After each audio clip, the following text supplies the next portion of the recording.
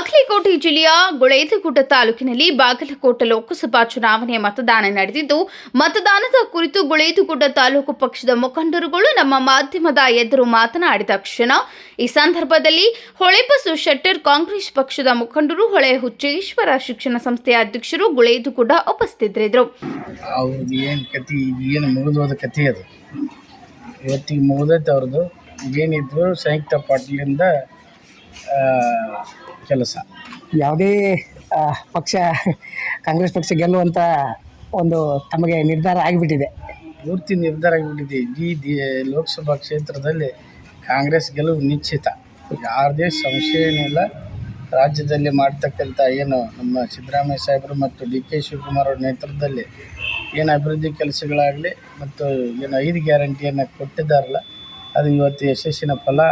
ಕಾಂಗ್ರೆಸ್ ಸರ್ಕಾರ ಮತ್ತು ರಾಹುಲ್ ಗಾಂಧಿ ಮತ್ತು ಮಲ್ಲಿಕಾರ್ಜುನ್ ಖರ್ಗೆ ಅವರ ಈ ಮುಂದಿನ ಹೋರಾಟದ ಏನು ಪ್ರಣಾಳಿಕೆ ಇದೆ, ಆ ಗ್ಯಾರಂಟಿ ಬಗ್ಗೆನೂ ಕೂಡ ಜನ ಮನ್ನಣೆ ದೊರೀತಾ ಇದೆ. Y H Walikar, KBA news digital, Guledagudda.